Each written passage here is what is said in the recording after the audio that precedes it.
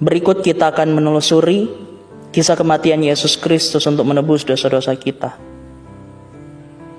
Yang pertama adalah peristiwa di Taman Getsemani sebelum penyaliban Tuhan Yesus. Jadi sebelum Tuhan Yesus disalib, dia berdoa di Taman Getsemani, Lukas 22 ayat 39 sampai 46. Alkitab mencatat dia sangat ketakutan sampai peluhnya atau keringatnya keluar seperti titik-titik darah.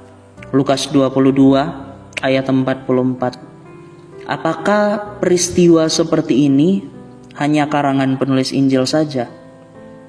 Ternyata tidak.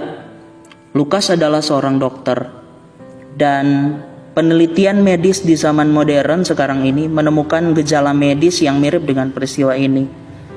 Menurut Dr. Alexander Metterol, seorang dokter ahli yang pernah mengajar di University of California, ada gejala namanya hematidrosis.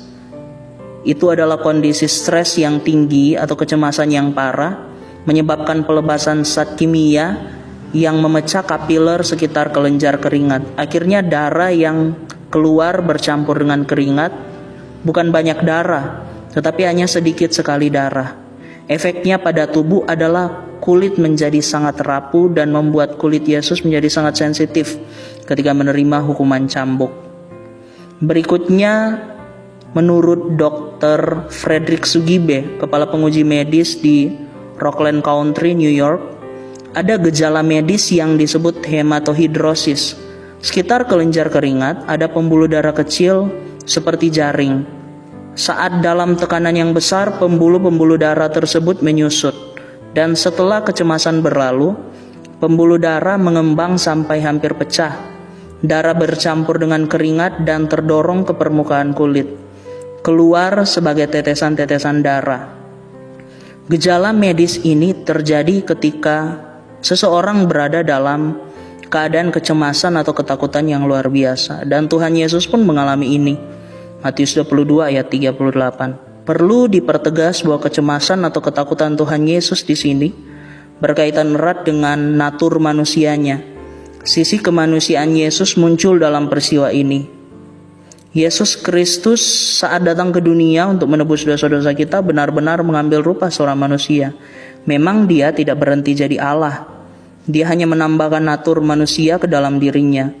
Tetapi bukan berarti dia pura-pura menjadi manusia. Berikutnya, mengapa Tuhan Yesus takut? Apa yang sebenarnya akan dihadapinya sampai membuatnya takut? Tuhan Yesus dalam keadaannya sebagai manusia merasa takut karena dia harus menanggung cawan murka Allah akibat dosa-dosa manusia. Matius 26 ayat 39, Matius 14 ayat 36, dan Lukas 22 ayat 42. Kata cawan bisa berarti penderitaan dan kematian Yesus di kayu salib. Matius 20 ayat 22, 26 ayat 27 sampai 28. Atau cawan keselamatan, Mazmur 116 ayat 13. Kata cawan juga bisa berarti murka Allah. Hal ini menjadi satu perenungan bagi kita. Tuhan Yesus saja ketika datang mengambil rupa seorang manusia merasa takut terhadap murka Allah akibat dosa-dosa manusia. Siapakah kita manusia biasa yang tidak takut akan murka Allah tersebut? Murka Allah tersebut hanya bisa dihindari dengan percaya atau beriman kepada pengorbanannya, dan lewat itu kita bisa disucikan oleh Roh Kudus dari dosa-dosa kita.